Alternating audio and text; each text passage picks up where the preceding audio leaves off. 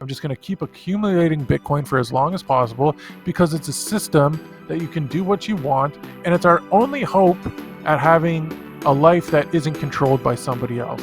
With Ethereum, you're still controlled by somebody else.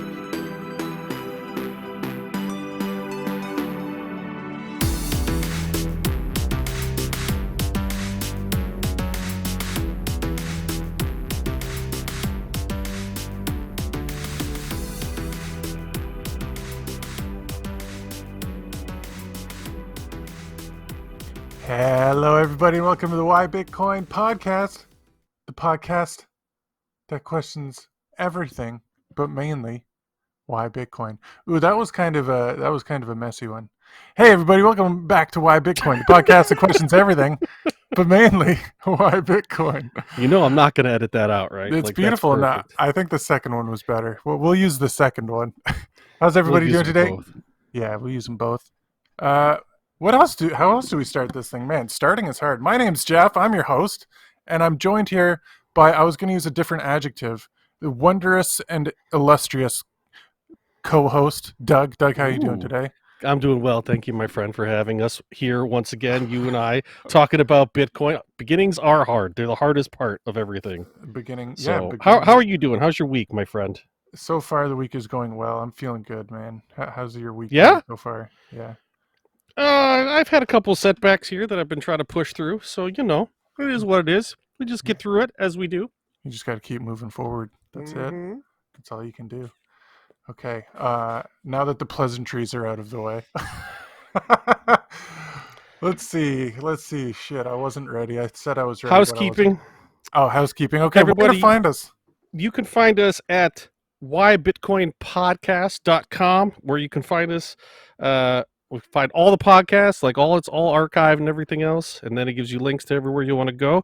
You can find me on Twitter at BeardedHodl, and you can find Jeff at 7footfiend on Twitter, and of course you can reach us there. Although, Jeff, I noticed you don't have your DMs open, man. What's all that about? Yeah, I'm a Twitter noob. I don't know how to do that. Is that how popular you are? You have to have closed. I don't know where the button is. I don't know how anything works. Like, where's the button to open my DMs? I have no idea. I actually took some time to try and figure it out. I couldn't tell you just by not looking at it. But I mean, I'll figure it out and I'll send you a link or something. Yeah, I don't know if it's off by default, but. Oh, well. I was just like, wow, this guy's so popular. He won't even let me DM him. No, man. Sad. I literally, my tweet is like, message me any questions you have. I will answer them. And then I've had people say like, I can't message you. I'm like, okay, well, I'll follow you, I guess. And then I'm just rolling with it. So yeah, go ahead right now and just go to at 7footfiend and go ahead and rip him up one side and down the other for not having his DMs open like a faker. Where is it, man? Anyways, I'll figure that out later. Okay, but yeah, definitely message us on Twitter. That's the best place you can find me. We also have Discord and YouTubes and all that good stuff. But yeah, your quickest way is just go to whybitcoinpodcast.com. It's a beautiful website.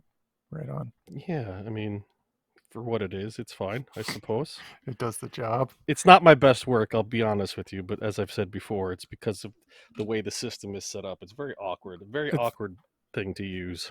It's the beginning of our website, and beginning's the hardest part. Right on. Okay, I want to open up today with unsure if this is heartwarming or hateful. Okay. It might be heartwarming to you, but it was purely hateful to me. This is a story about my mom. My mother, yesterday was Mother's Day here, and I love her very much. But what she did was kind of absolutely ruthless. And if you're listening now, Mom, which you're probably not, it's okay. I forgive you, but this was rough. Okay, so I sent my mom. I've been obviously, when you get into Bitcoin, the first people you want to help are your parents, because you're like, oh my God, this is going to be life-changing. So I told my mom, hey, I need to tell you about this Bitcoin stuff. And it's been a few months now, and she's like, yeah, I'll get to it. It's starting to get more serious. I'm like, just please, just do something, okay? Just here, watch this, listen to this, do some of this. And so yesterday, I'm at her house, and she's like, oh yeah, I was, she has like an exercise bike. I was on the exercise bike. Yeah, I definitely started listening to your podcast. It was great. I didn't listen to all the way through. So I'm like, okay, oh, cool, thanks, that's awesome. I got excited. I'm like, what episode did you listen to? And she says, oh, the one you sent me.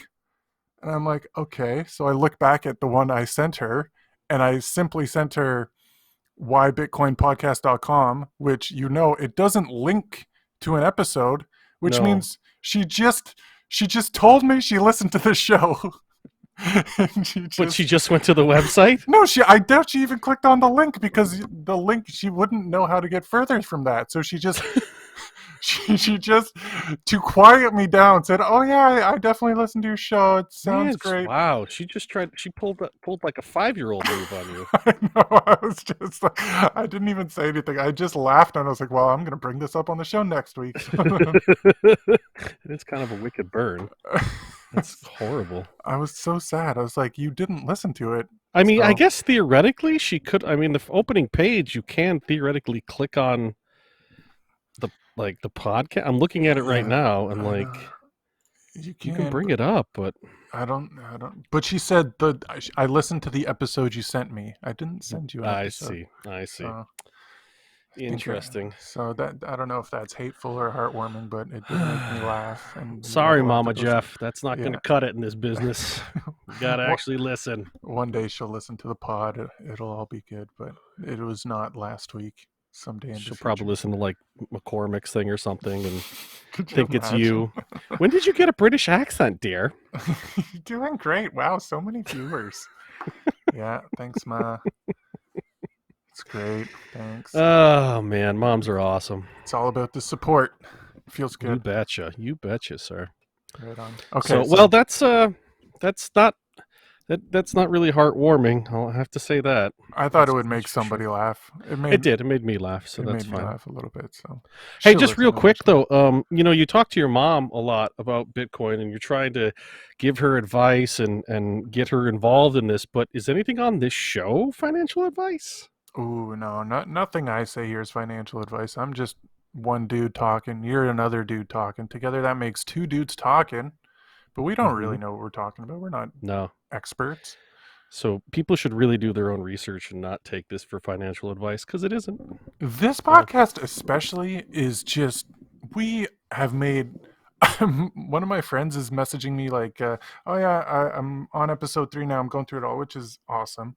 That's But great. That's a heartwarming thing to hear. that is good. But with that said, like, I already know from the episode Surfer Jim was on and stuff, he's like, oh yeah, I listened to an episode and you guys were completely wrong about this and this and this. And so just know, we say things, but we could be wrong. This is nothing more than just a spark for you to look further into it. Like, we talked about the tulips thing once. I think it was a little bit off about that. We talked about Mount Gox. I was a little bit off about that. All these things happened. It's just the way they happen might be clouded. Well, it's the fact that there's so much knowledge to have on the subject that even two dudes who are kind of like voraciously trying to eat all of the knowledge, we still can't. Like we read the article about tulips and we're like, okay, I process this as much as I can. What's the next thing? You know what I mean? Like, yeah, there's we're not gonna be able to process everything, and that's kind of why we do have to hit every week that you guys got to do your own research, because more than likely we've missed something. It's just the way it is. So there's just so much to learn. I found out, I shouldn't say I found out. I realized I also have a comment, heartwarming story. Okay, sweet. I'm kidding. Actually, this is not. But I got a message through Discord. Somebody, I don't know who this person is, messaged me and said, hey, Papa Baron, if you're into cryptocurrencies, we're doing massive regular pumps. Our last one resulted in 900% profits, and we expect next ones to be even bigger. Check out the chart below. Next pump is on May 11th, 7 p.m. GMT, and profit target is at least 200%. Panda Insider Pumps is the server I was requested to join here. And okay, dude. Yeah. Was this on Discord?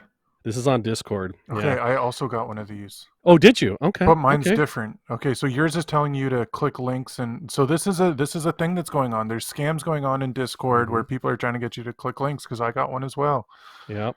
And so I felt like we could use this moment to just sort of caution our listeners that anybody who is worth your time will not say something like this to you ever. They will not guarantee. What did he say? Massive gains, bro. Massive gains, profit targets of 200%. Don't click on this crap. Don't deal with it. Delete it immediately. This goes for whatever medium you're using, whether it's your email or Discord or Twitter. Nobody serious ever is doing stuff like this. So just do yourself a favor. It just popped into my head that we should cover it real fast because it was one of those things where I didn't even like glance at it. Like I saw it and I just Right away, immediately you knew. dismissed it. Yeah. But I just happened to see it again here pop up, and I was like, I should say something about that. So yeah, 3,000. This chart he sends me is over 3,000% pumps with high liquidity. He doesn't even mention what coin he's talking about. It's just so. And scammy and gross. you know what's really shitty about this? It has almost 20,000 members in it. That's you rough. can see the information. Like there's 20,000 people that fell for this. That's Well, there's awful. also these things can they can buy followers and stuff where you just put in a code and then it shows your number of followers. They generate a bunch I of suppose fake that's accounts. true.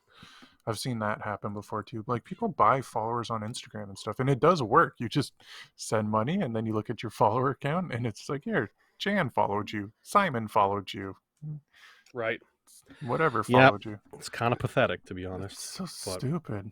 Jeez. Yeah. Our goal here is to have as few followers as possible. I will never buy followers. Okay.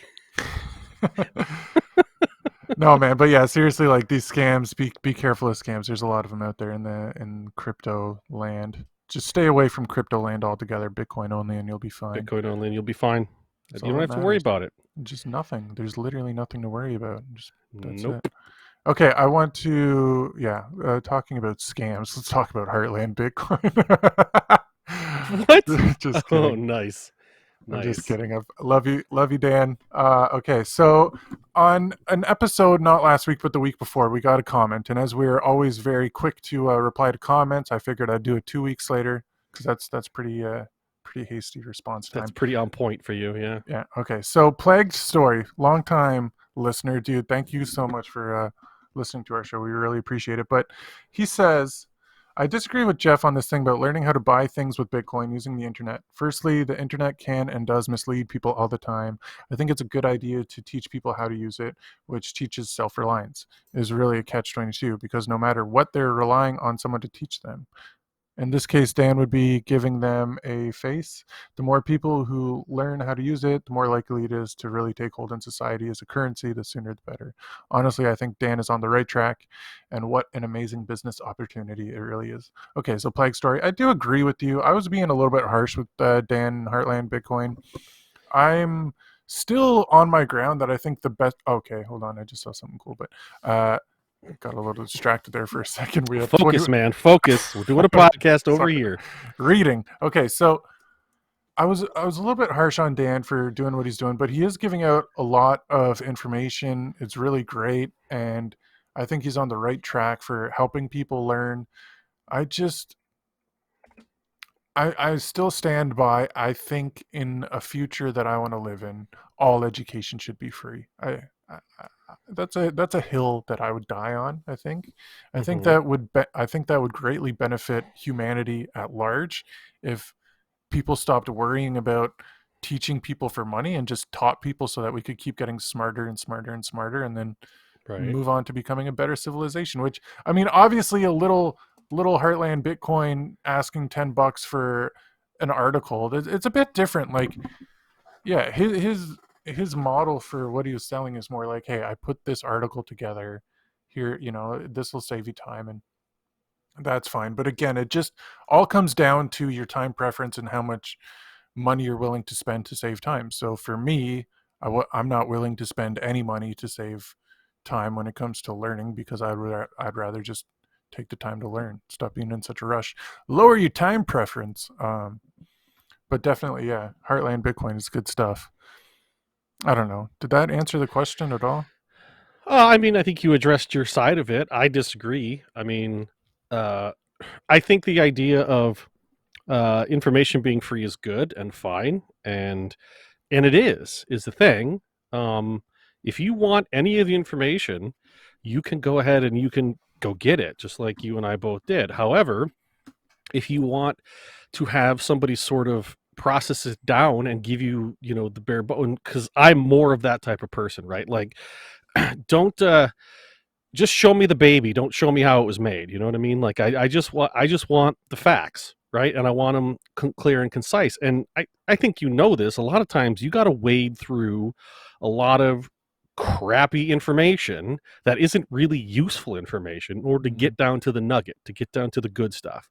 And so if Dan is putting together guides and he lists pretty clearly what you'd be getting for what you're paying for, which I appreciate. There's nothing worse than, some sort of nebulous concept that you're going to pay for. Like you see some of these financial gurus that are like, you'll have like a 3-hour session with us. Okay, but what am I going to learn? You know what I mean? Like, I want to know exactly, like I want menu item pricing. You know what I mean? Mm-hmm. And so I think he does a really good job in terms of this is what you're going to get.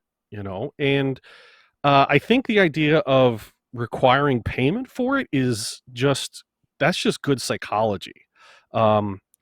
People, it's just part of human nature. If you give something away, they assume it's not worth anything, and therefore no one's going to want it. Even if it's the best information in the world, it's just human psychology, man. And so for a small fee, just to sort of say, hey, I have skin in this game and my time is worth something, I think that's important as well. And I don't think for a person to distill down useful information and then say my time was worth something to do this, and therefore I would like to be compensated for it. And he says on every single one of his offers here, you get free support too. So that's like an open-ended thing. And knowing what I know about Dan, having talked to him personally for a couple of hours, I have to believe that that's one of those things where you buy one of his guides and you can call him up and say, hey, I don't understand this part, you know what I mean, or whatever. So I don't know, man. I think you and I just have to kind of disagree on this one, because I really do think that there's some value in it. And I think especially for people that are hesitant, like your mom, like here you are, you're trying to give her all this free information and she's rejecting it. You know what I mean? Like, and just to be fair, my folks are the same way. Like everyone that there's been like 3 people that I've talked to that have actually said, okay, I hear what you're saying and I'm going to continue my investigations now. Everyone else has been like, meh, whatever, and so I think there's something to be said for the way he's set it up there. Okay, so here's my one last point, and this is what I thought about while you were saying that, is that you're saying like that thing about just show me the baby, not how it's made. So you're looking for the facts, which I never thought of it that way, and I think I just personally am kind of the opposite of that. Like I want to know as much as possible about a certain subject if that subject is something that I care about, right? So it's like if you're really interested in something, you're going to take the time to learn more about it because it's exciting to learn about it. Like I spent a lot of time learning about how the video game industry works because I cared about it. And I'm not going to look for a fast pass to learn about it, and I can pay somebody to learn about it quicker. It's like, no, the fun is in learning. Like learning is fun. That sounds lame, but it's true. Like if it's something you care about. You're not wrong. You're not wrong, but at the same time, some people aren't like that. Yeah. And so, yeah, Dan's services aren't necessarily for you, but for somebody who, wants to know about this, but doesn't want to sit through 300 episodes of what Bitcoin did, or, or even 16 episodes of this show, like they want the nitty gritty here. They want to know, hey, I don't want to sit through it. Cause that's the other thing, right? You look at some of these videos, like on YouTube that are free. Okay. It's like what he says here is updated guide for every major wallet. Okay. I watched one video to set up my Ledger wallet. It was 45 minutes long.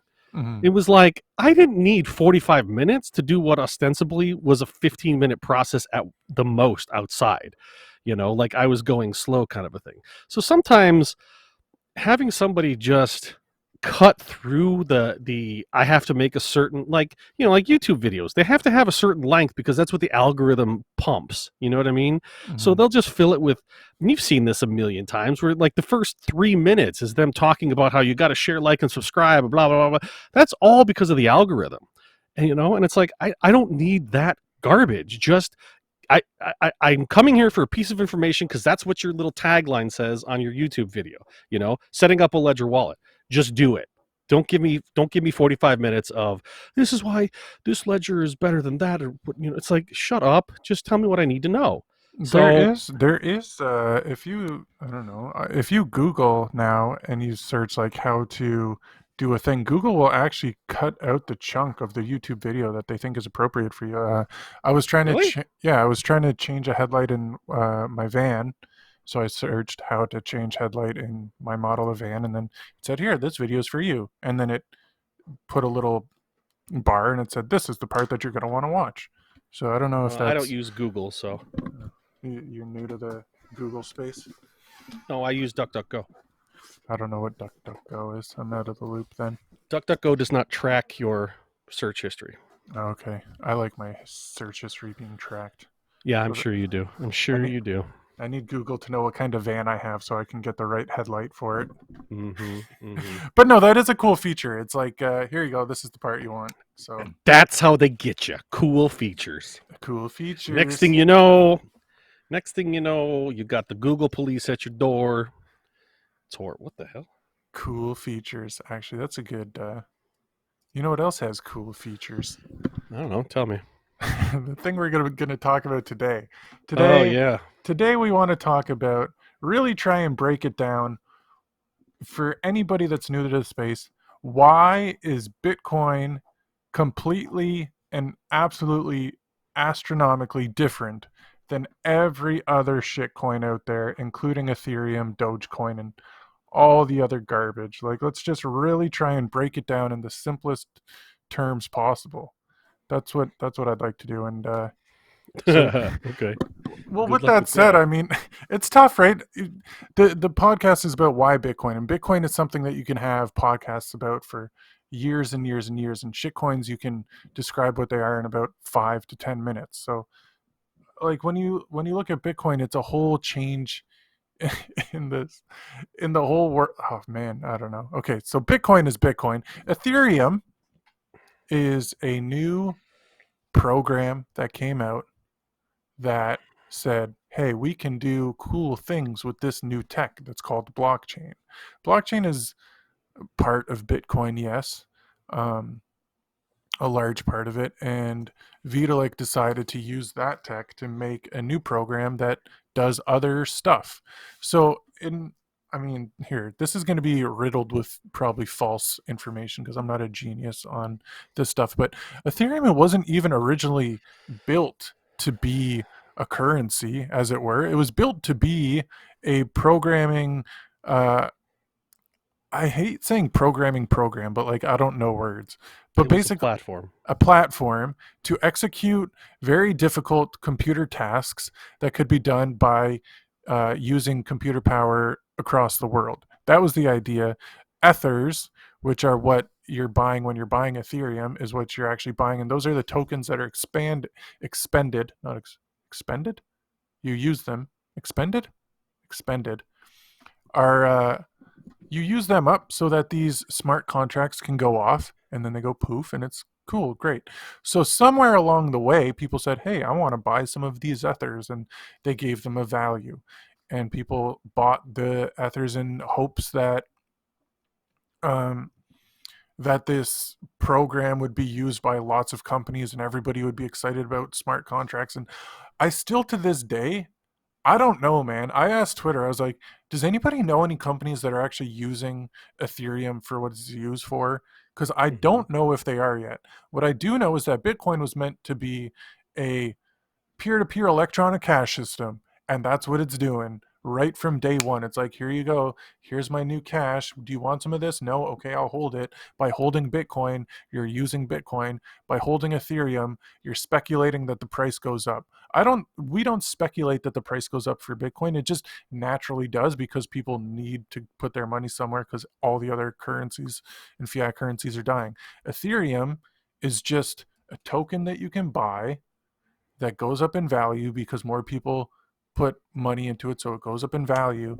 And it's controlled by one dude, Vitalik Buterin, that can change the protocol and change what it does, which is why recently the price is going up because he's destroying tokens. So the amount of tokens that there are go up in value because there's less tokens. Whereas with Bitcoin, you have a set amount, 21 million. With Ethereum, I think it was unlimited at first, but now he's making it go down. So the amount being created is actually, It's still not designated though.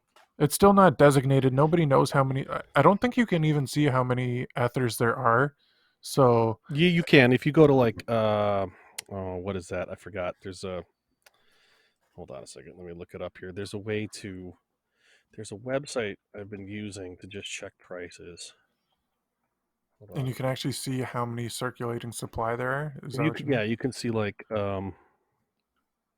But you'd have to that's go. CoinDesk. Is it CoinDesk? Okay. Maybe. But regardless, to know for sure, you'd have to check the entirety of the blockchain for Ethereum, and then I suppose at that point you could do it. Funny thing about that is, do you know what the cost for? Okay, so you set up a full node for Bitcoin, right? You have your Umbrel node going, It's running right now, and it cost. I won't say the exact number, but it costs what, less than $1,000? It costs like $250.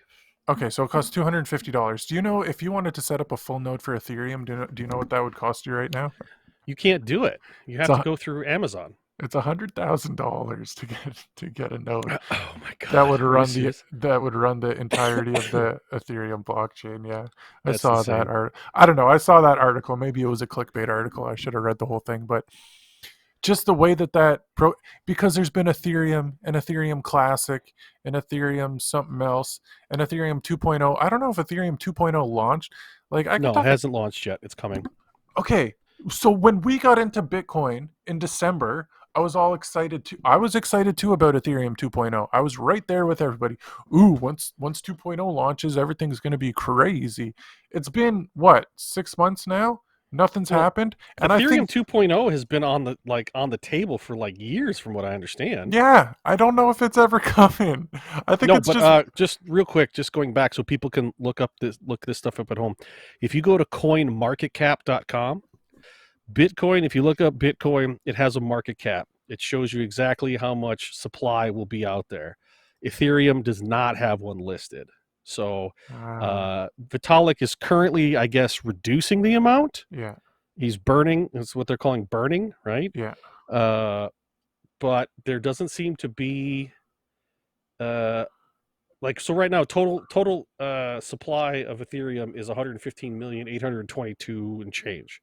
So right there, you're already over five or six times the max supply of Bitcoin, Yeah, and right? it doesn't even really matter.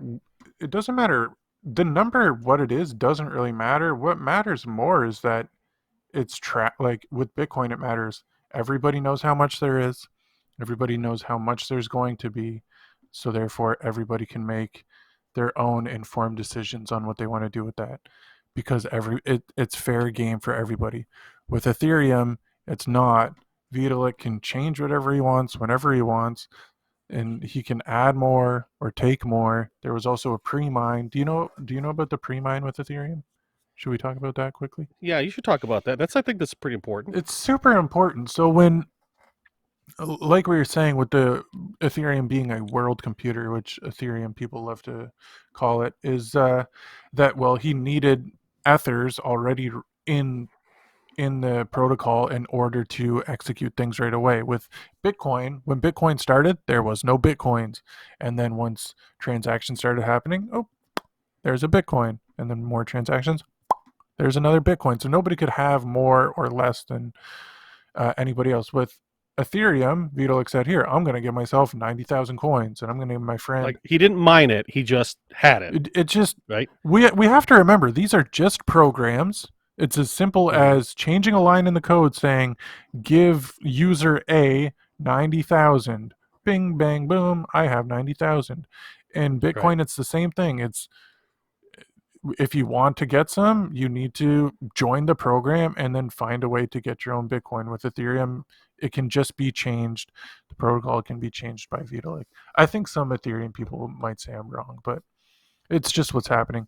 The other, Well, that's what happened at the beginning. yeah. I mean, obviously, yeah. So, And when it comes down to it, like if you want to say how bad of a problem it is, the reason every fiat currency in the history of the world has failed is because when a human mind has the power to control other people, when it comes to something of that great power, it's absolute power corrupts absolutely. That's a saying they say in high school and stuff.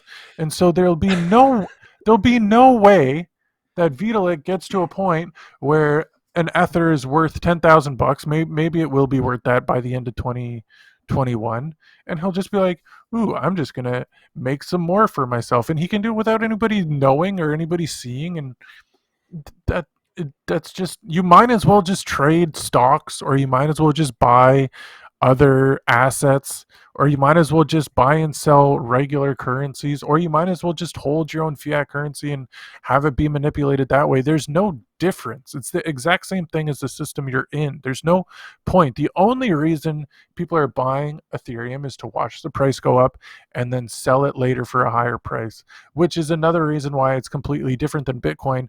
I don't care how high Bitcoin goes or how low Bitcoin goes. I'm just going to keep accumulating Bitcoin for as long as possible because it's a system that doesn't get fucked by the government or anybody else, that you can do what you want. And it's our only hope at having a life that isn't controlled by somebody else. With Ethereum, you're still controlled by somebody else, and you're still trading into a system that's controlled by somebody else. Bitcoin, I could care less if it goes to 100,000 or if it goes back down to $200. It's just I'll play with the people that want to play with Bitcoin, and Ethereum people can play with the people that want to play with Ethereum. It doesn't matter. So I don't know. How do you feel about Ethereum? Because didn't you say a little while ago you went down a more of an Ethereum rabbit hole? What did you learn? well, one of the things that I decided to do was I decided to look at the white paper for Ethereum, Okay. and that was pretty eye-opening to me. And I'm going to read a chunk of it for you here. The intent of Ethereum is to create an alternative protocol for building decentralized applications, providing a different set of trade offs that we believe will be very useful for a large class of decentralized applications. Dapps. With particular emphasis on situations where rapid development time, security for small and rarely used applications, and the ability of different applications to very efficient interact are important. And I read that verbatim, by the way. Just saying. Mm-hmm. Ethereum does this by building what is essentially the ultimate abstract foundational layer, a blockchain with a built-in Turing-complete programming language, allowing anyone to write smart contracts and a decentralized application where they can blah, blah, blah, blah, blah. I'm done. I'm done reading it because honestly, this is a bunch of, in my opinion, it's jargon word salad. These words mean things to a lot of people, and I get that, especially if you're a programmer. I understand Turing complete. That's a really obscure, phrase about the Turing test, I'm sure. But I look at this, right, and I compare it to the Bitcoin white paper, and I look at the intent behind the creators of each of these. And my issue is this idea that if you read the Bitcoin white paper, there's a lot of jargon in that one too, right? Mm-hmm. Especially towards the latter half of it. But first of all, Yeah. it's only like 9 pages. The Ethereum white paper, I think, is like, I don't even know how long it is because honestly, it has chapters to it. Yeah. Like, it's a lot. So, but if you get toward the last like 7, 8, 9 pages of the Bitcoin white paper, he goes into some like technical like mathematics and stuff like that, and it's fine. Okay, I don't get any of that, and I don't think I need to necessarily. Mm-hmm. Like, I don't have to understand that level of like calculus he was literally doing. But at the beginning and at the end, his intro and his conclusion, he basically lays out the case for why Bitcoin. And it's, you have to have a system, and it's all the things we've talked about on this show, right? It's finite, it has, and therefore it will have value because of its scarcity. It will be a system that will be unchangeable based on the way that it operates, because of the way the nodes operate with one another. You can't screw with it, right? And basically that's what it was. Is Satoshi came up and said, we need to have a money that people can't f- with. That's what has to happen here, because what's happening right now with fiat currency is bad. Okay. Mm-hmm. And then I read the Ethereum white paper, and it literally just like reads as like a laundry list of all the things that like corporate America and big banks and, like all of the people that got us into this problem in the first place. Ethereum works to solve their problems, right? They can't operate inside the Bitcoin space. A big government can't operate inside a Bitcoin space because it's a limited, finite resource, and therefore it's going to be scarce, and therefore it's going to have real-world value, which means people aren't going to liberate themselves from Bitcoin that easily. Like, you're going to have to provide value if you want to get some of my Bitcoin, right? Ethereum creates a network essentially with a lot of cool buzzwords and everything else. And if you read it, it literally has no intention of ever being currency. Yeah. He literally says, it's going to be a framework for building blockchain contracts and other things that I will never need as an individual, as a person. Exactly. Right? If I need a contract with Bitcoin, it's really simple. It's just a contract like with cash, right? I do leather work, so I'm gonna build somebody a bag, right? Whatever, a tote or something. And I say, that's gonna cost you 1,000 sats, right? They pay me the 1,000 sats, I do the work, that's it, that's the end of it. Yeah.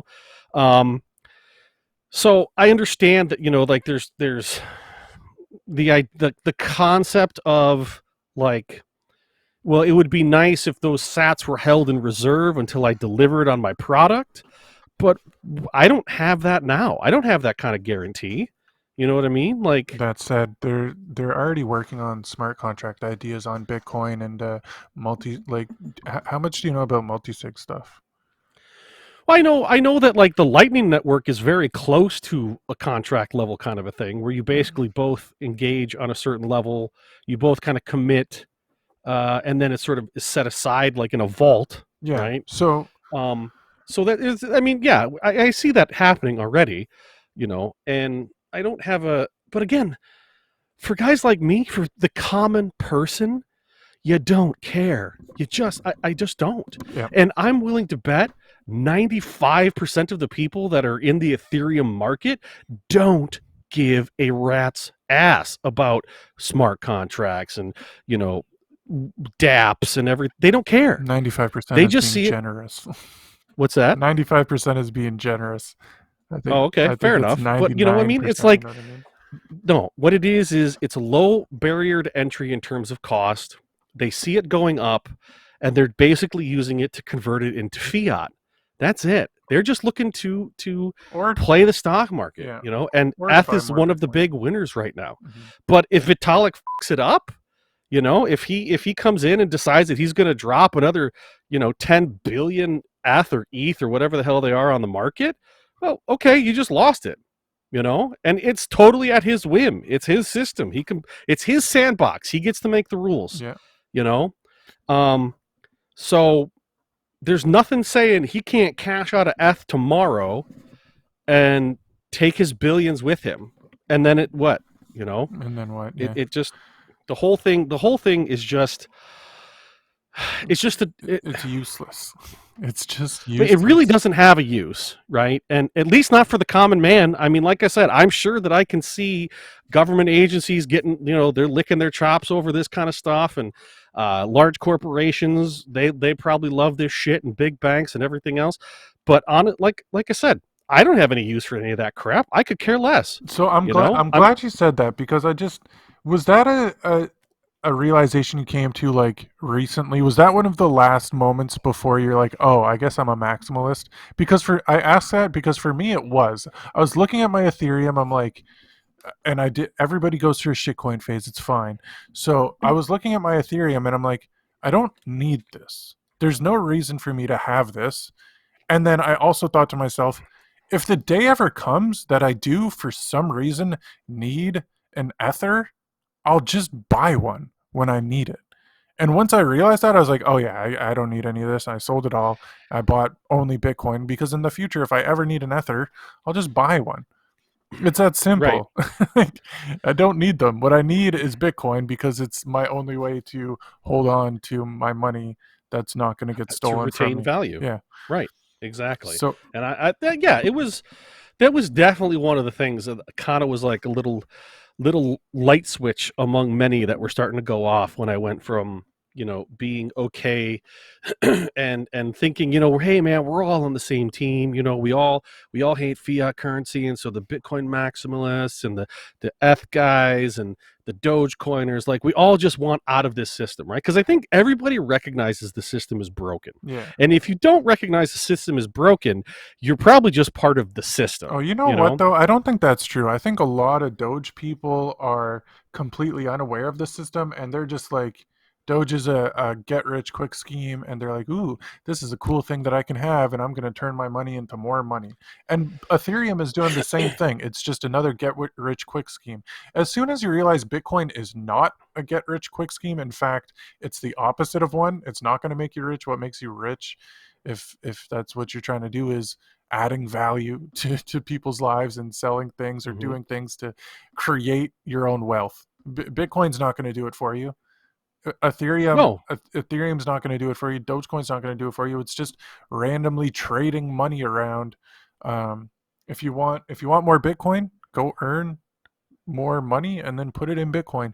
If you want more Ethereum, you have to do the same thing. If you want more fiat currency, then yeah, trade around these shit coins. Maybe you'll end up with a little bit more fiat currency at the end of it. You could very well do that. But at the end of the day, what do you do with that fiat? Either you watch it get hyperinflated away because you don't know what's going on, or you buy some shit that you don't need because you think a nice car is going to make you happy, or you put it in Bitcoin. And if the option is number three, then everybody that's been holding Bitcoin just says, okay, hey, thanks for trading all your shit around for the last 2 years. Now throw it in Bitcoin and make my Bitcoin stack more valuable. Awesome. So it's time right. saved by just holding Bitcoin as opposed to trading shit around. Yeah, I mean that I think honestly, I think it's a little more sinister than that personally. I think I've really come to a maximalist position that the bottom line is this in my book, okay? The guys who are trading Doge or the guys who are trading anybody who's trading, okay? I don't care what you're trading, XRP, whatever, I don't care. The point is what you're doing is you're buying a ticket to a lottery, essentially. Mm-hmm. And the way you win in this particular lottery is somebody else has to lose. That's what it comes down to. And that's really the only way it works. You see, Bitcoin, it increases in value because more people start to accept it. And it's like gold. The more people that want it, the more it becomes valuable, right? Ether or all these other shit coins, they become more valuable because more people get involved.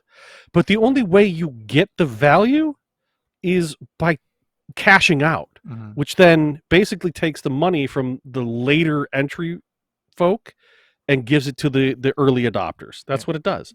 If I buy Doge at 10 cents and then I just wait till enough people buy in so it's 20 cents and then I cash out, I just took people's 10 cents. Is what I did. Mm-hmm. And Bitcoin can work that way. Yeah, I was gonna Like say in it can't. theory, Yeah, it can do it that. can it can operate like that, but because Bitcoin I think attracts a different type of person.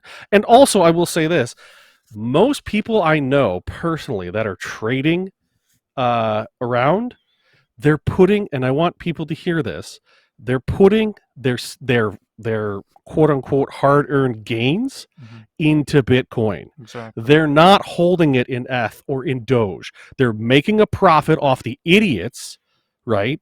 And then they're turning that into Bitcoin. Why? Because Bitcoin is stable. Bitcoin has a cap on it that will never be, it cannot be inflated. You cannot devalue Bitcoin long term because it only has a certain amount. It will only go up, Laura. That's just the way it works. Mhm. So I do think there's a certain level of, I don't want to call it like evil or anything like that, but there's definitely a large level of selfishness to want to make your money off of somebody else's Laws. just bad timing or lack of information. I Mhm. think there's a certain level of selfishness to that. And this is not like trading stocks, okay? And that should also be noted, is that when you buy stock, okay, in a company, you're expecting it to go up because the company is sound and it has good practices and it will increase its value, which will increase your value that you've put into it, right? That's a thing where you're it's a positive motion. You're positively saying with your money, you're saying, I believe this company is going to increase in value and I want to be a part of that and I want to get a return on that. That's a positive action. When you're investing, quote unquote, in Dogecoin or Ethereum, you're saying, I think that other people are going to be dumb after I'm being dumb, right? And I'm going to profit off of their stupidity. That's the way I see it. I Okay, really, so I have a hard time seeing it any other way at this point. I have to, although I agree with your theory at the beginning, stocks work the exact same way as cryptocurrencies do, man. Like, you can No, no, no, no. They really they don't. do. They only go up in value if more people buy them. There's a certain amount of stocks that are released and then people buy them. It doesn't matter if the company makes money. People can speculate and say, "Ooh, Best Buy is going to make a lot of money this year. I bet their stock's going to go up. Ooh, Apple's Right. releasing a new phone." But But why does that happen? but it happens because more people buy it. At the end of the day, all it is more people No, buy no, that wasn't my question. My question was, why do people think that? because that's what you're told to think. That's what you just said. That's why I was wondering. I was like, dude, that's not why the value's going up. No, Best Buy goes up because Best Buy has good No, practices. Best Buy goes up because more people buy Best Buy stock. That's it. I disagree. That's I don't. true. That's a That's not. fact. That's not. It's not really up. I'm telling you. I mean, yeah, okay, but here's the thing. Okay, if the CEO of Best Buy is suddenly caught on camera, whatever, doing hookers and blow, their stock goes down because people internalize that and they go, this company is not being run by a serious person and I don't want my money there, and they pull the money out. My point is, I'm not talking about the actual functionality of how the stock market works, like I put $1 and somebody else puts $1 in, so now the stock goes up to $1.10. I'm talking about, you're putting money into a place where you think there's value, in the sense that this company is valuable, it's going to maintain value, it's going to increase its value, it's going to be a productive member of the economic ecosystem. When you do that with a cryptocurrency, right? And when you do that with a cryptocurrency like a Doge or whatever, you're literally saying, I don't care if this has value or not, I'm just waiting for enough people to buy it so that I can cash out. Okay, but That's all you're doing. there are people that believe the same way that we believe in Bitcoin. There are people that believe in Doge. There are people that believe in Ethereum, that it's going to be this awesome thing. There's people that, you were one that believed in Litecoin. There's people that believe in Oh, no, no, people. I never believed in Okay, Litecoin. okay, okay, Don't besmirch me. okay. That was No, the no. reason I didn't get into Okay, I'll cryptocurrencies take. Sorry, earlier. sorry. I misspoke That's there. all right. Okay, so That's all there's right. people that do believe in Chainlink, that they say this is going to be the future. That's why its value is going up. It's like, no, the value is going up because more people are buying it, and so the value goes up. That's why when you look at those graphs and you can see, and I mean, it's also, again, this is true for Bitcoin too. You can watch those graphs and see, oh, there's a lot of people buying. Now it's consolidating. Now it's going up. Now it's going down. Oh, it's overheated. It's going down. All these things happen, But at the end of the day, it's all just supply and demand. It's here's a stock, here's a token, here's a Bitcoin. How many are there? There's this many. Can I buy one? Sure. The next person buys it, and then it goes up in value. The only fundamental difference with Bitcoin is there's nowhere else to go. That's it. Like there's no need for stock. There's Bitcoin makes the stock market unnecessary too. The stock market doesn't need to exist anymore. Cryptocurrency markets don't need to exist anymore. Nothing that is storing value needs to exist anymore in a truly hyper Bitcoinized world. I mean, People buy stocks to speculate so they can cash out later. right. I guess, but again, I'm not arguing that point. What I'm saying is that you're the mentality is different than when you're buying a stock than when you're buying a cryptocurrency. Okay, so yeah, when you're trading a cryptocurrency, I'm saying my argument is the mentality is different than when you're trading stocks, because again, the theory, like you could be right. There might be a lot of people that really, they look at Ethereum and they say, man, it's going to have so many use cases, it's going to be amazing. But that's not anybody I know. I mean, they say that. Yeah, dude. There's man. If you go to, but they say that, but then they immediately say, "But I'm cashing out and I'm buying Bitcoin." No, dude. There's some real ETH heads out there. You got to get on ETH head Twitter and just you. I have no desire. None. You will shake your head and shake your no. What is it? Shake your head and shake your fist in rage at your computer. It's so funny, man. These people really think that Ethereum is the be all end all, that Bitcoin is just the old grandpa's whatever, and Ethereum's the hot new kid on the block. There's people that really think that. And that's the other. So when you start researching Bitcoin, you're going to start researching shit coins. It's inevitable. The question is, which coins are you looking at? What's your reasons for looking at them? If your reason for looking at it is that I think the value is going to go up, okay, good luck, buy some and then cash out whenever you can. If your reason is, well, I like this shit coin because it does this, this, and this, well, then you're getting screwed, because all of the use cases are going to be obsolete in a matter of years. I truly, truly believe that. Yeah, I mean, again, I just look at it from the standpoint of from what I've, well, first of all, Dogecoin is a derivative of Bitcoin, right? From what I understand, Doge is actually, it's a derivative of Litecoin, which is in and of itself a derivative of Bitcoin. Yep. So it's like, it's sort of like that second cousin twice removed that you don't talk about too much because they kind of got a soft skull, Mm-hmm. So I still go back to this idea of if you look at what Ethereum says it's going to be, it doesn't say it's going to be anything. It just says it's going to be a framework for all of these other amazing things. And that, to me, that is somebody who's trying to be everything to everyone in the form of cryptocurrency. And that does, and if you look at it, there are so many coins based off the derivative values of Ethereum, and they're all vying to be the next thing. And to me, it really is just, it's a speculation. It's just this ridiculous, like, race to the bottom in terms of brain power, Ripple's going to be the next thing or whatever. Like pick, I don't even know. There's 8,000 of them. You can't even keep track of all of this crap. And you just go, there's always going to be some douche that's going to come along and be like, this is like the thing I talked about. We're going to pump it. We're going to get 200% gains.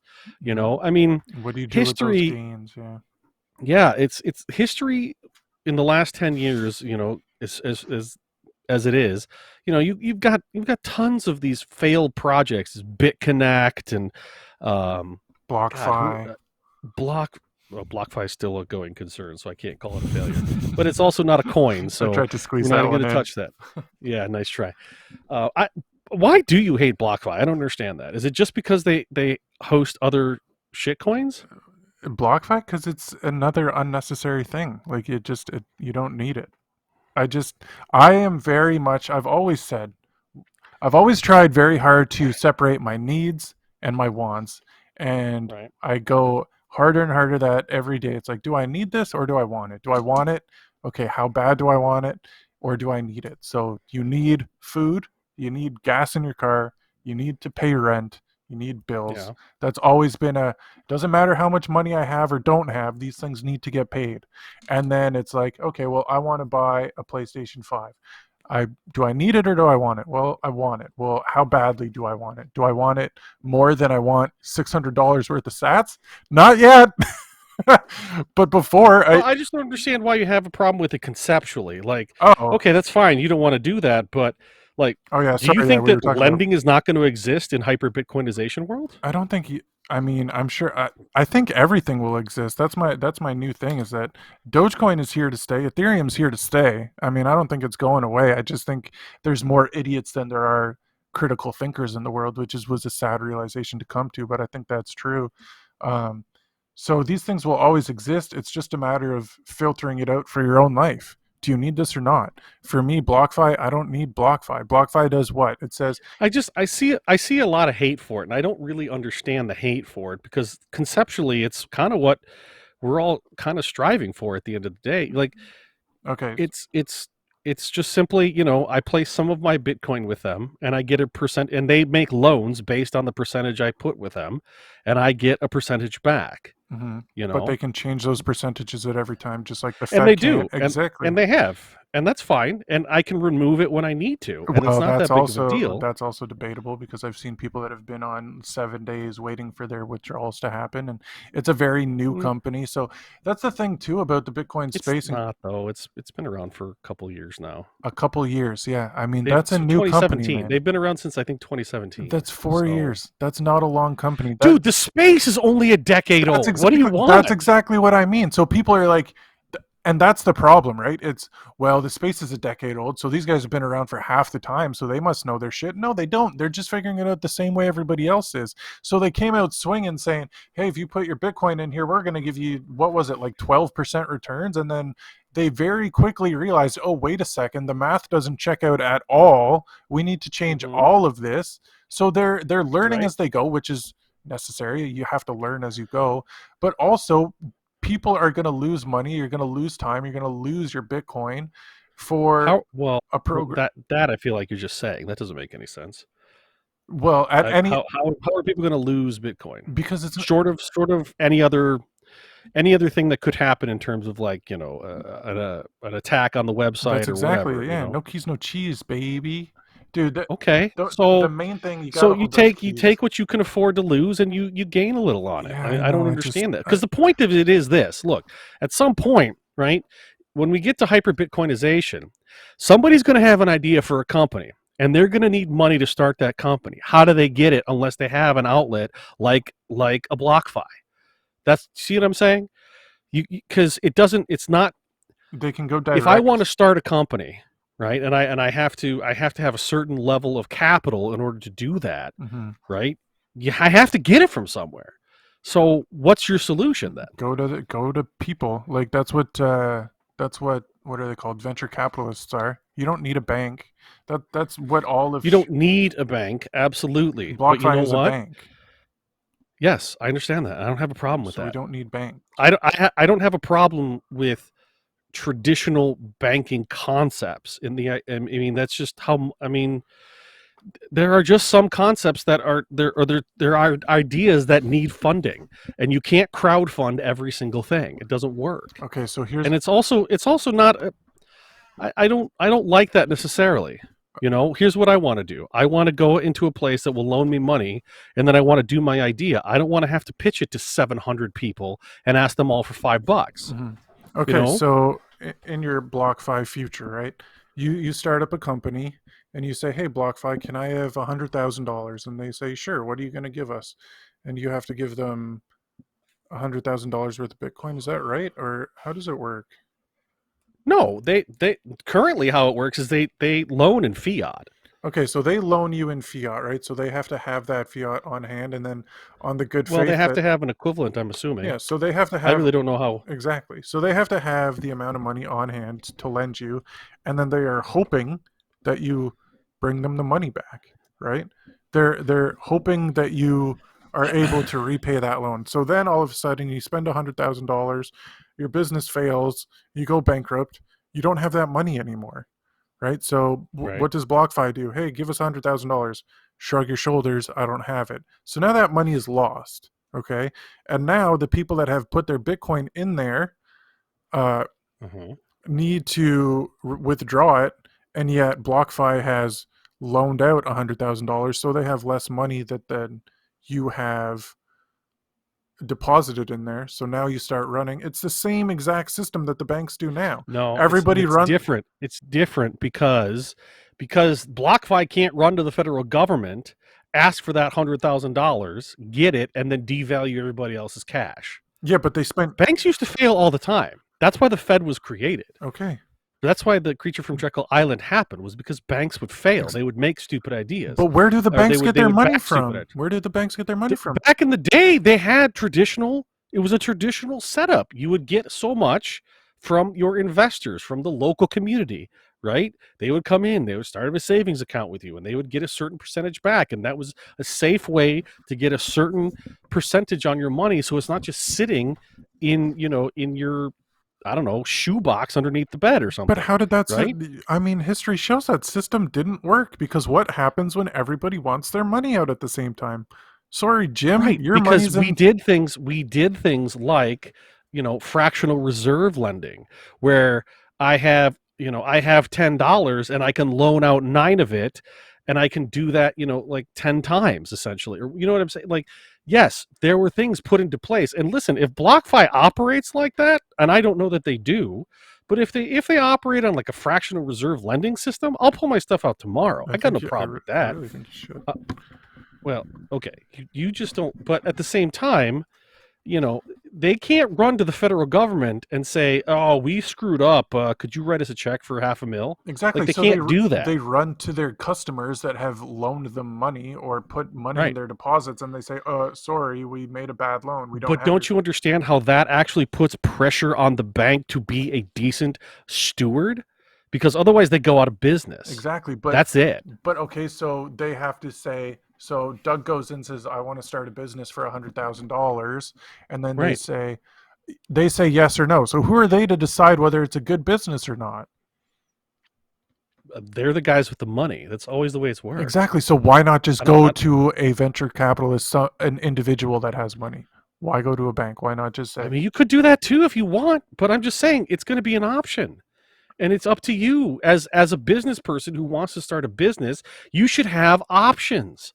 I think the more options, the better. And you know what? If BlockFi looks through your books and they go, this is a bad idea, this doesn't look good on paper, we're not going to back it. And they're going to do that because it's going to be their company on the line. If they don't have federal bank backing. You got to understand that this is not the same as traditional 1910 to today banking. It's not backed up by the Federal Reserve. It's not backed up by the U.S. Treasury. These are guys that have gone and convinced others to invest with them, and then they're going to make good investments with that money. That's their idea. So, if I can make 5% on a little bit of my Bitcoin, that's great. That's fine. I don't have a problem with that. I really don't. And I don't understand why.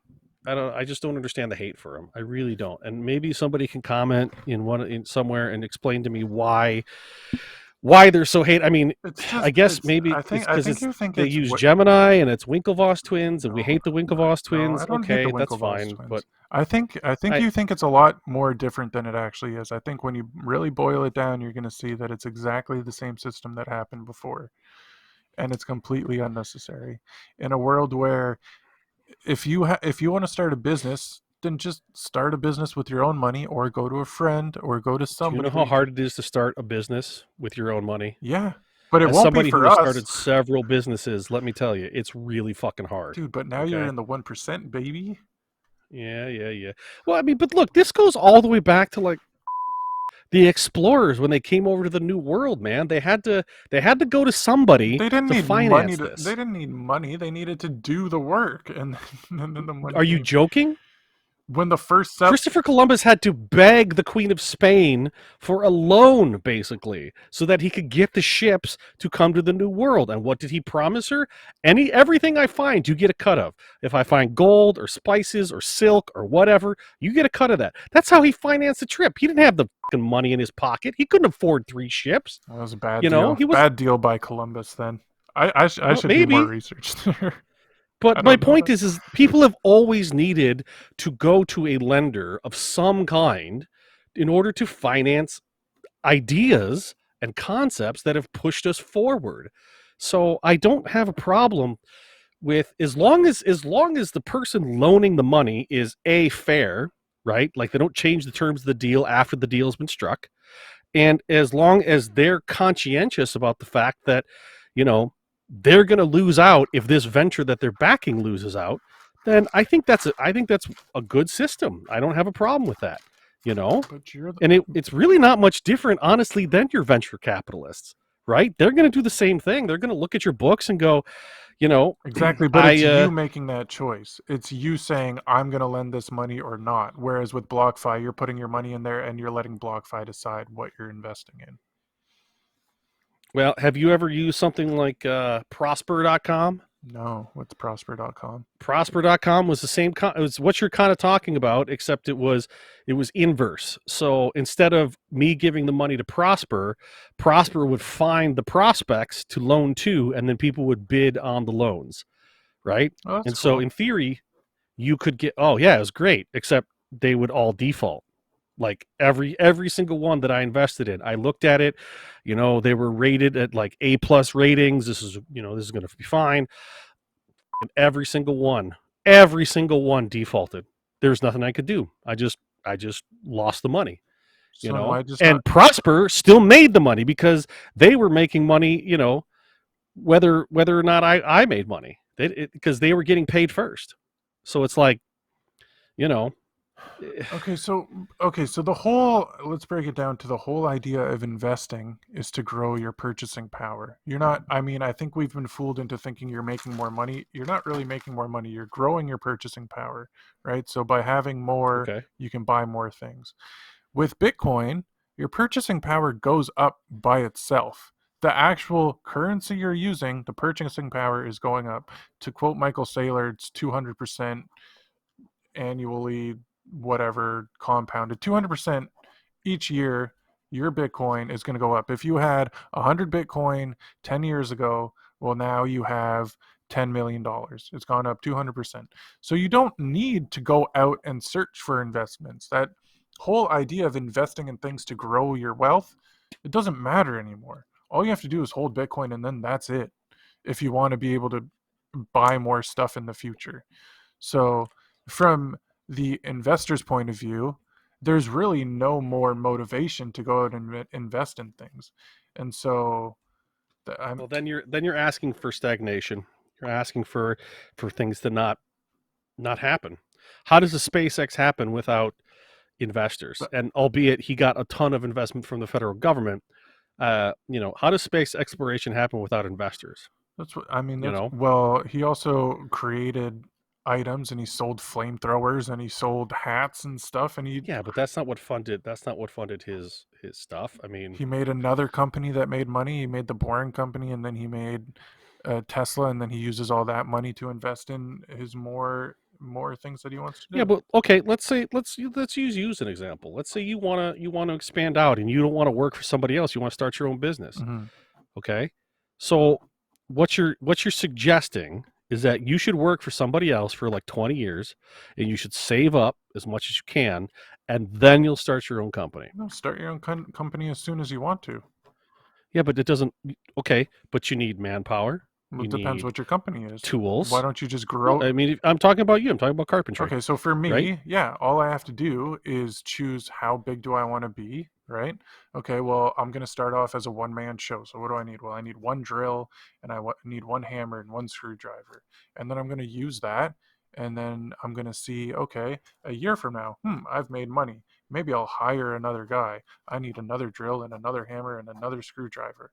And then from that, it grows naturally by itself. I don't need to go out and say, hey, You BlockFi, need to can you I need to have... fund advertising. No, you don't. You need to have it. You need to have You don't need advertising. How do you get advertising your first anymore. job? Okay. You don't? No, man. Jeez. Word of mouth. The internet exists. Mm-hmm. I have worked for I don't know, at least 10 or more contractors over my adult life. And every single one of them has never advertised. They just say, yeah, it's all word And of how mouth. long has he been in business? A lot of them, yeah, a lot of them start off when they're, young 20s, and then you just do a Right. job for a friend, and then they say, oh, hey, and then next thing you know, you have a community of people that you can work for. There's literally thousands of contractors in my area where I work, and everybody works when they need to. As long as you do good work, as long as it's honest, fair, well done, then you're going to have clients. You don't need to go out and advertise. Okay, man. I don't know, man. I know I am a little pie in the sky dreamy. I understand that, but I really like picturing a world where everything's a lot different. And I think Bitcoin can provide that. I think a lot of our traditional ways of thinking are going to go away. Like, I think Bitcoin's going to change the world a lot more than we can even imagine right now. I think Bitcoin will change the world in the sense that there will be accountability again.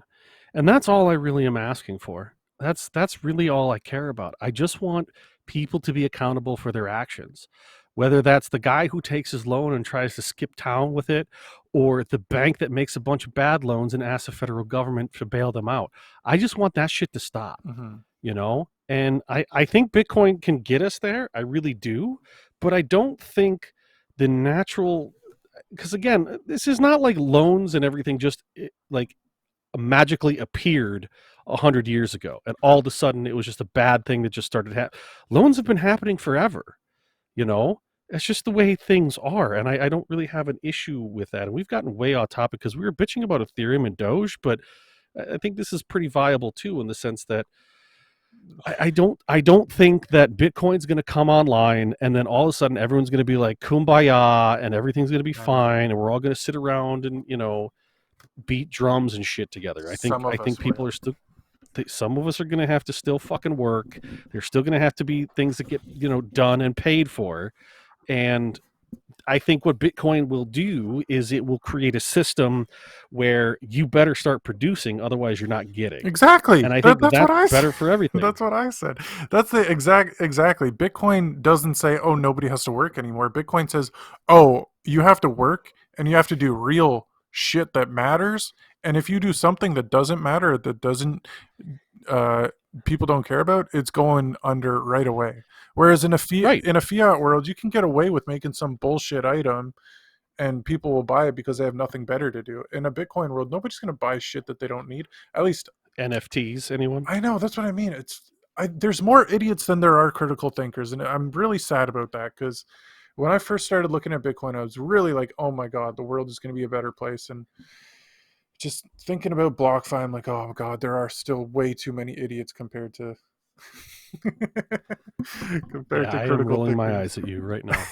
Dude, I, it's a rough world. It's rough.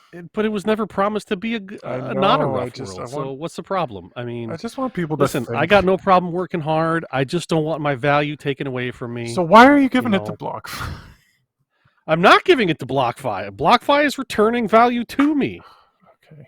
I think we're going to touch on this in future episodes. Again, if you can come up with an actual reason why BlockFi is bad, I'm more than willing to listen. I see it a lot in Bitcoin Twitter, but I'm just, the only reason I can come up with why everybody hates on it is because they trade shitcoins. Like, you can put your shitcoins with them and they'll give you return on that too. And I guess, I don't know. Like you said, I don't think the shitcoins are going anywhere. So I just do I deprive myself of an opportunity to maximize my returns, which I think everyone should. I do think everyone should maximize their returns as long as you're not taking advantage of somebody else. I think when you're trading shitcoins, you're taking advantage of somebody else. That's the bottom line. If you're investing your hard-earned, you know, coin, Bitcoin, into something and you want a return, then you're investing it, and you should get a return. You should. Your time is worth it. I mean, Okay. if I go ahead. This is my reasoning: is that with Bitcoin, it's the most boringest, laziest, easiest way to just store your wealth. And I'm completely okay with that. And some people are riskier. And so if you're riskier, then you go to BlockFi or you go to investing in things. But like when I was telling my friends early on, I was like, yeah, you should look into Bitcoin. My friend said, oh, well, what about Tesla stock? Have you looked at that? I'm like, I don't know, dude. I don't invest in things. Just look at Bitcoin. And then that's it. So for me personally, I'm taking the lowest risk. I don't need any more. I just want my Bitcoin to be all mine, and then I'm going to go to work and enjoy my day. But if you're a more of a risk taker, then yeah, by all means, you can use BlockFi. But I'm just not a risky boy. And that's fine, and that's what makes the world go round. Is people are different. They do different things, and I just, a lot of people are making it some sort of purity test if you deal with BlockFi, and it's like Oh God, that kind of stuff is silly to me. don't get into if you're that's gonna be a game one day. You're not a real Bitcoiner if, dude. Right, It's so exactly. silly, that whole idea. But we'll talk about that But later. that's like where we're coming to now, where it's this. There really is this sort of like it's like this tribalism that's happening in the community, and I think it's just because we've been sideways for so long. Like people just get bored. But Yeah. there's like today, if you guys, by the way, if you don't listen to what Bitcoin did with Peter McCormick, really great podcast, you should check it out. But our good friend Surfer Jim was on the episode today with American Hodl, which are hands down my two favorite guys in the crypto space. I love both of them. In the Bitcoin They both space. make the most sense to me. They're both really, really intelligent on what they're talking about, and they just give no shits. I love them to death, both of them. I can't wait to have American Hodl on someday. It's gonna be great. But Surfer Jim was getting a ton of just ugly feedback on Twitter today because he was on McCormick's show. Because McCormick, People he like deals shitting with on people. McCormack, yeah. They do. And it's funny because he's a maximalist, but he also recognizes that there are other things that exist in the space, and he's just this type of guy that like wants to just talk with people. He just enjoys that, and so it's fine. But people were like, you shouldn't go on with him because he's, I guess he has some sponsors that like, and Surfer Jim called him out. He's like, I disagree with some of your sponsors' tactics. I think it's really shitty, and I don't think you should be dealing with them. And that was it. Like he said what he had to say, but then he also got massive exposure with his ideas and his concepts. And it's like, to me, we have this weird tribalism going on where it's like people think like somehow it's like team cryptocurrency versus team Bitcoin, like we're some fucking, Yeah. Stephanie Meyer's novel or something like that, like it's just, it's silly to me. And it's like, guys, this is about financial sovereignty. What creates financial sovereignty? It's just about That's sovereignty all in, not just well, financial. but I mean, I have sovereignty that goes beyond financial, Exactly. like, and it so, but that's not necessarily the topic of this podcast or other podcasts, but it's like when in that universe, when it comes to finances, I want to be financially sovereign, and it's just this weird concept because you see all these Doge guys like trying to dunk on Bitcoiners, like, yeah, man, I had like 6,000% return last month. Would you? It's like, bro, that's great, that's wonderful, good for you. You But the responded fact of by the matter is, saying, I got 7% in my Blockfi.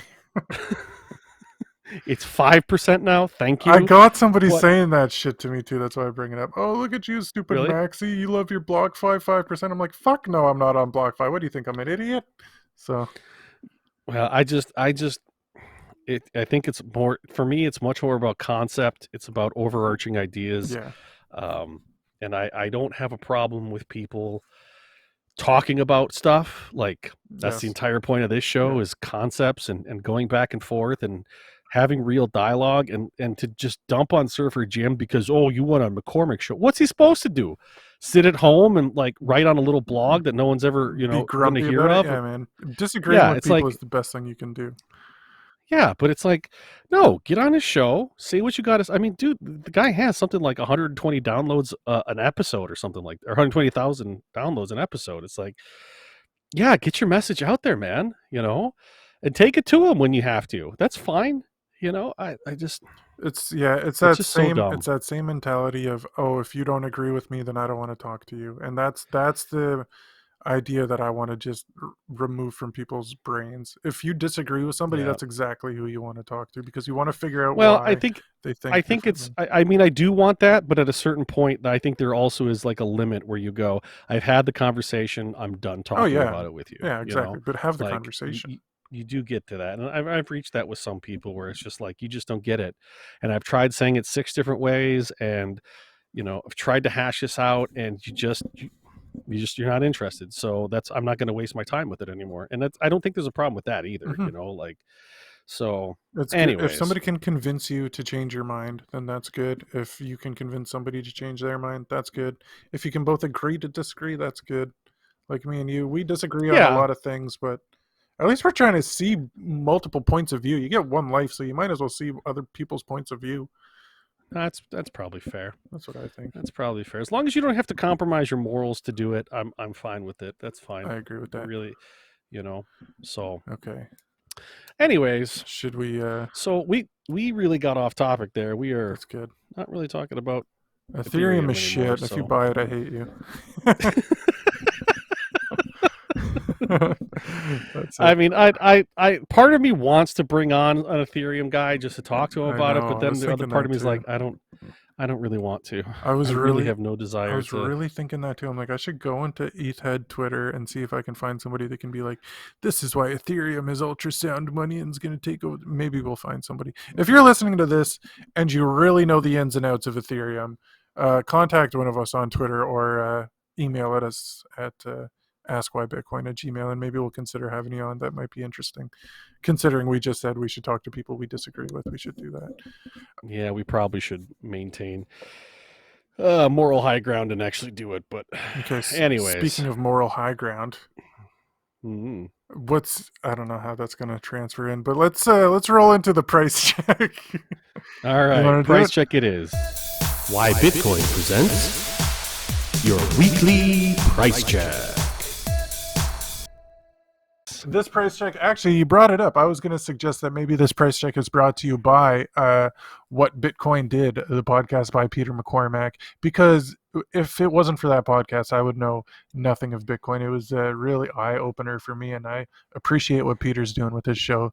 He really is, if we're the Idiots podcast for trying to figure this out why, he's the Idiots podcast for saying what and how to do this stuff. So it's a good podcast. So this Bitcoin price check is not brought to you by What Bitcoin Did. You can find it on Spotify and other places. I don't really know, so I'm not going to shield that hard for the guy. Yeah, but that's enough. All right, so last week, let's see, Jeff was Super Bowl at 69,550.49 cents, and I was less bull at 62,496.59. You said 52? And 62. Did I say 52? I meant 62. And as of right now, I am checking coinmarketcap.com. And I have 55,687.63 cents, which means I once again win. So I think we're like 5-1 right now. So yeah, I want to know the score. I think we lost track a while ago, but it'd be fun to know the score. Pretty sure it's 5-1, but I don't know how long we've been doing this show. Somebody in the comments, maybe you guys will know. If you guys can make up a nice I hope someone's keeping track. That'd be hilarious if someone's actually keeping track. Doug. Anyways, Doug. What? Just giving you check marks beside your name for price check. Doug 1, Doug 1, Doug 1, Doug 1. Well, I mean, I know one of these times I'm going to be wrong. It's just because I've been bearish. Like, it's just my natural, I got a plan for this week. How I am. I got a plan for this week. You got a plan? Yeah, I got a plan. Okay, why don't we take 30 seconds and we'll write it down and we'll go from there. Okay. All right. Keep in mind, we're currently at 55,318.51 cents. It's going down as I'm talking, so that's not great. I should stop talking, I guess. Yeah, so I got more excited when the price is down. Oh, that was the other thing I wanted to talk about on the show. Maybe I'll talk about that after. Okay, I'm ready. Are you ready? Yeah, you know what? I'm just gonna do this again because I just feel it. Okay, go ahead. Okay. Yours is written down? Yep. Okay, my price guess for next week is $58,000 and $0.00. $0. So 58,000 even. Yep, 58,000 even because that's what a Bitcoin costs. Okay. I like it. It's always 58,000. I went bullish. Then I'm the bull this week at 62,000. I just did the exact same number as last week. 62,496.59 Okay, cents. fair. We are hitting So 100,000 tomorrow, which is exciting, but then it's going to crash back down to 52 yeah, and or it's then 58. this is only week to week, so it only matters on what it is next Yeah. Monday. So that's fine. Well, I've been saying 100K by 11 May for a long time, and we're going into a new moon, so it could be good things. All right. I don't know how that matters, but It I'll matters. go. I mean, it's all guessing anyways, but Yeah, 58,000. Okay, all right right. on. Okay, I want to. 58's probably not a bad guess, to be it's, honest. it's the perfect guess every week. Yeah, because we've been at 58,000 for like the last 2 months, Forever. I basically. think since Bitcoin's Yeah, inception, it's been 58,000. it's always just been 58,000. Yeah, 58,000. exactly. Okay, I want to. All I right. want a small little story. I want to say. So that said, talking about the dips and stuff, on the app that I've started using called ShakePay, there's, you know what DCAing is, right? Dollar cost averaging. Mm-hmm. Okay, Yeah, so I do that with Swan every week, as a matter of oh, fact. do you really? Okay, so I've been Mm-hmm. looking into doing it for like forever. I'm like, I should probably just do this, but pretty much whenever I get any fiat currency in my hands, I just ape all in. I'm just like, get it into Bitcoin as fast as possible. So I'm like, Mm-hmm. okay, I'm gonna try and do this DCA thing. So I actually set it up, and I set it for a week, and I set it at not a lot of money, but a certain amount of money every day for the next 7 days to do it. And I was like, Okay. okay, just at this time of the day, it's going to do this automatically. And I got nervous because it's last night. I'm just like, I'll just throw it all in there right now, and then I don't have to worry about it. But I was like, no, I'll just stand by it. And so today, when I finished work, the DCA went off at 5:30, and that was pretty much exactly when it did that dip. So I was like, I snagged it, and I didn't even have to do anything. It felt pretty cool because we Nice, did a nice, big drop. I was nice. like, oh, what happened? So ShakePay does that. You can do dollar cost averaging with that. Yeah, you just you have to have your dollars on there, and then you just set up your buy at this time every day, and then Oh, that's it. really? Yeah, Okay. All right. it's very Swan is a little different. Swan is a direct link to your bank account, okay. so it just comes directly out of your bank account. Nice. Yeah, they make it really easy, man. Yeah. When we're on our way down after we hit whatever peak Bitcoin hits, and then we're on our way down, I think it's going to be a lot easier to do it. But just right now, it's just like just get it in there as fast as possible because this thing's going to blast off any minute now. So, but DCAing seems a lot less stressful, so I was excited to try it out. Yeah, I'm actually loving it because it's like, okay, I bought a little high this week, I bought a little low the week before. It's all going to average out, and I'm still stacking sats. Yeah. Like that's the big thing for me is like I found myself kind of doing what you're doing with the whole like, oh, did I buy too early? But now I don't even think about it. It's just Yeah, automatic. that's It just nice. comes out of the bank account every week. I strongly recommend it, guys. It's really um, it's a brainless way to save. And if what we're saying is true and accurate, then it's really not even about what the cost of it is. It's just how much you have at the end of the day. Hmm. So Make sure this you're is a good holding it way all by to. yourself. What's that? Just make sure you're holding it all by yourself. Mm-hmm. Yeah, I will say that Swan does have a delay in terms of Oh, because they have to get the money from the bank account. I wanted to ask. You know, Okay, so you're using Swan now. So I was going to ask Brecky this, but does Swan hold it on like the Swan site, or do you just put in a wallet address and it goes right from Swan no, into no, your no. wallet? It holds on their site until you take it off, Okay. but there is a delay because of, and this is banking rules. Again, this is the old fiat currency, like still having its hooks and stuff. Like there's a delay between the transfer, Okay. even though the money comes out of my account right away. It doesn't get to Swan right away, so there's I think it's like a 5-day period. I want to say. Hmm.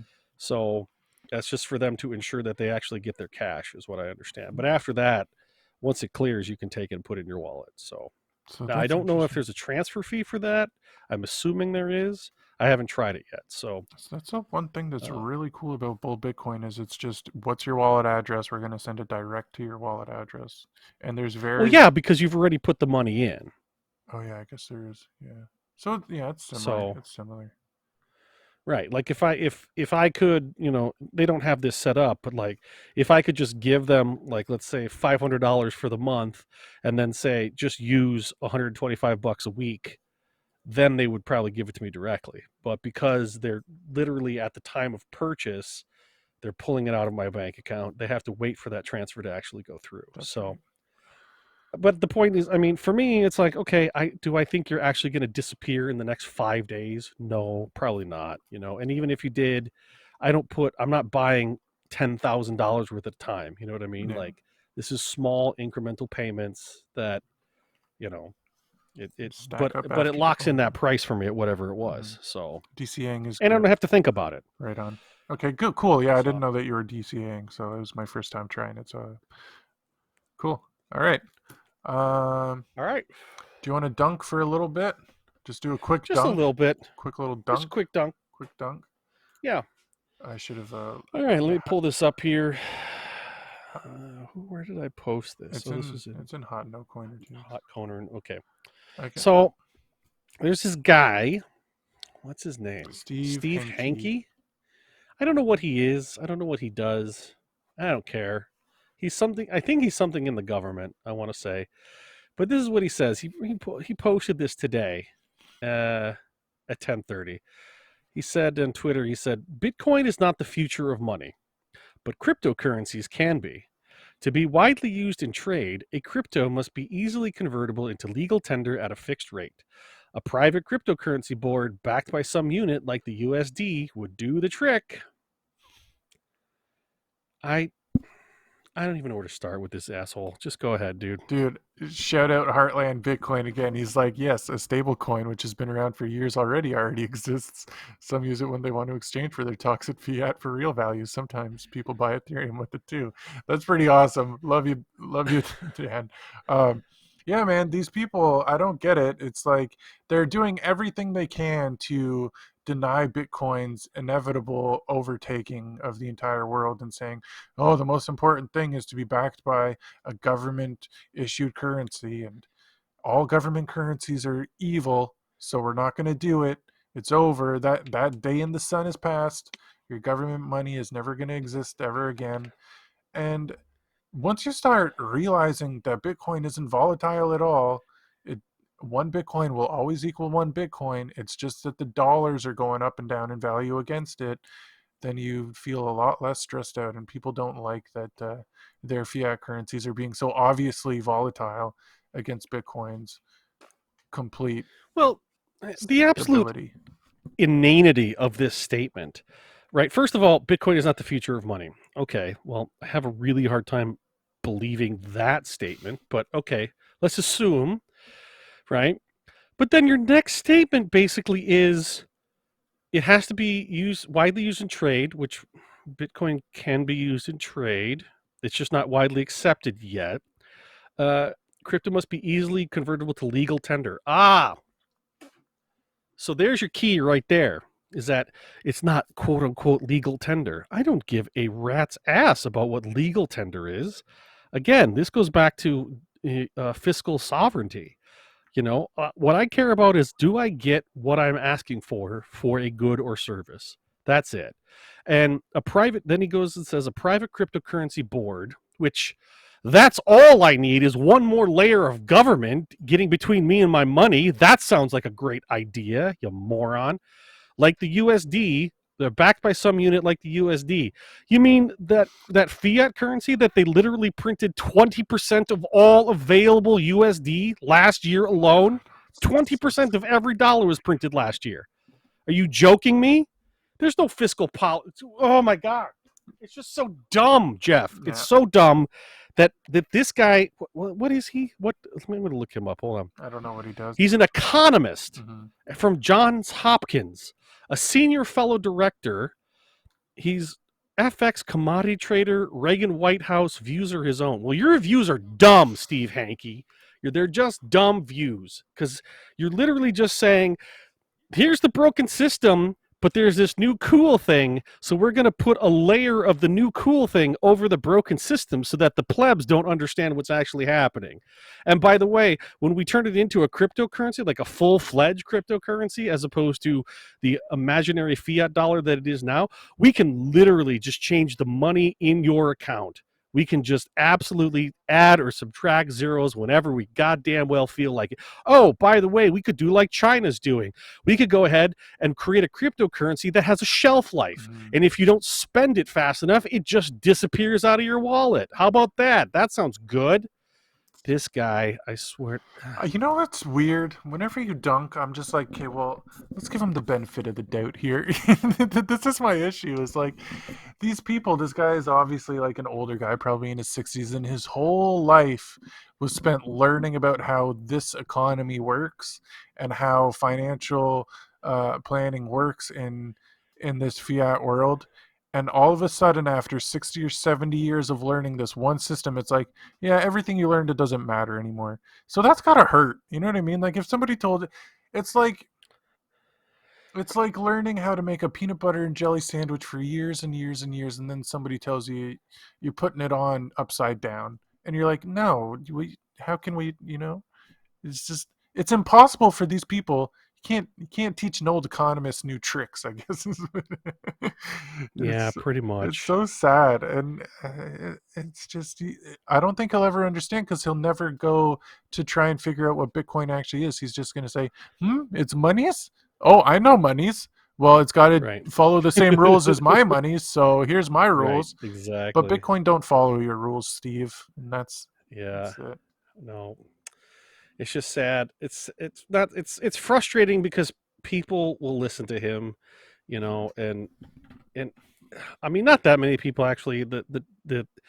He's almost ratioed. He's got 40 comments and 63 likes, so it's not like he's that popular or that many people care. But it's just it's the whole like from start to finish. This is just a bad tweet from start to finish. Like, just don't this is, you know, what's that meme where it's like the best time to delete this is now and the next best time is also right now. Like, just, you shouldn't have ever tweeted this, man. Like, it just was you should have just typed it all out and then gotten to that point where you're like, this is dumb and I shouldn't do it, and then just delete the tweet before you even pressed send, because it was just so stupid. Just the whole tweet from start to finish is so dumb. Really, so Steve Hankey, you're our hot coiner what is it? Hot no coiner take of the week, and you just got dunked on, sir. Dunked. You're always going to be wrong from here on out. You're just always going to be wrong. Enjoy being wrong. You'll probably not be poor because you probably got a lot of money from all your years of being an economist from Johns Hopkins. Very poor if he doesn't have any Bitcoin. You got to realize that. These people are all poor AF. It doesn't matter how much money you have. It doesn't matter how much money you have if your money doesn't do anything. Go ask all the billionaires in Venezuela how happy they are to be billionaires. It's going to happen to Americas. It's going to happen to Canada. It's going to happen everywhere. It doesn't matter if you're a billionaire if the money doesn't do anything. So screw you, Steve Hankey. Yeah, you tell him, buddy. Right on. Okay, and with that? Is that it? That seems like a good episode. Is that the show over already? I like that show. You ready for another one? Yeah, we'll do it right now. Hey, if you're listening, just click on the next video and it'll start right away by the magic of internet. We haven't even recorded. Make sure you hit like and share and subscribe. Actually, we should say that legitimately. Like, if you guys do like this stuff, share it with somebody. Yeah, we could use a couple more ears on the project here. It would be good. So definitely, yeah. Just share it with your no coiner mom or dad. You know, they can.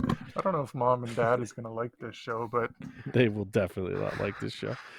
I don't think my folks have even at least your mom pretended she listened to one episode. Thanks, Mom. My folks haven't even done that. So well, maybe one day. Oh yeah, Doug, it was a great show. Which episode was a great show. Oh, the link you sent us. I sent you a link for what Bitcoin did. That's funny. All right, guys. We'll talk to you guys next week. You have a good one. Nothing but love. And as always, why ask what when you can ask why? Wait. You're going to still do this, huh? You're going to stick with this? Okay, cut. Oh, my God. Goodbye, everybody.